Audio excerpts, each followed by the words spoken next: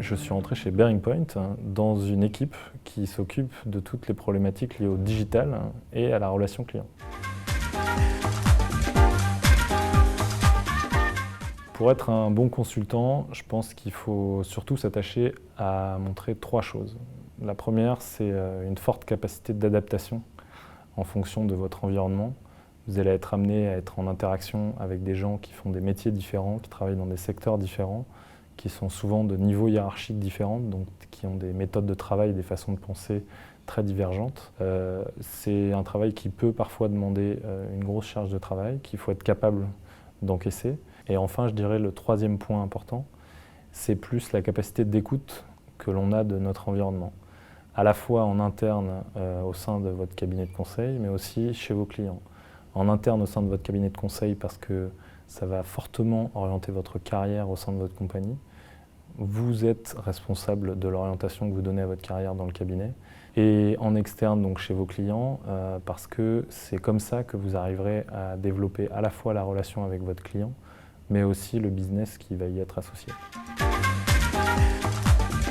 Globalement, ce que je retiens de mon passage à Audencia, c'est un parcours assez riche finalement et assez complet, avec une formation au début très généraliste, puis des stages qui m'ont permis d'approfondir mon métier actuel dans le secteur du conseil, une majeure qui m'a là aussi permis de déceler le type de conseil que dans lequel je voulais me spécialiser, en l'occurrence les problématiques liées à la relation client. Et enfin, un échange à l'étranger qui m'a permis là aussi notamment d'améliorer mon niveau en anglais, ce qui est plutôt un avantage aujourd'hui. Pour moi, le réseau, c'est un ensemble de gens avec qui on est en interaction plus ou moins régulière et qui nous permettent d'échanger sur nos expériences et nos pratiques. Et je pense que c'est très important de voir le réseau à la fois comme une source d'informations ou d'opportunités, mais aussi comme un canal de distribution d'opportunités ou de retour d'expérience.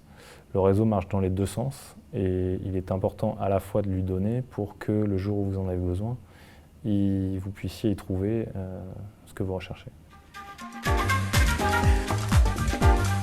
Je pense que pour développer son réseau, il faut essayer de se forcer à garder un contact à minima régulier avec les gens qui vous ont partagé leurs expériences ou qui vous ont donné des conseils à un moment donné.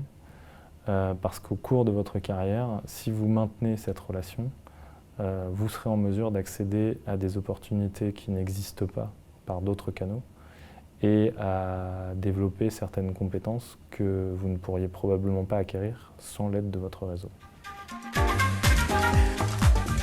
Il se trouve que je suis ambassadeur de la promotion 2010, donc je suis relativement impliqué dans le réseau Audencia Alumni. J'essaye de relayer les informations importantes qui nous sont communiquées par le bureau du réseau à ma promotion.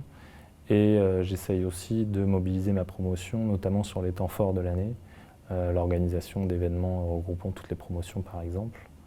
Et j'essaye de participer à un certain nombre de réunions organisées par le réseau qui sont à audience variable et qui visent à obtenir de l'information, se tenir au courant de l'actualité à la fois de l'école mais aussi des personnes qui s'y trouvent ou du réseau tout simplement.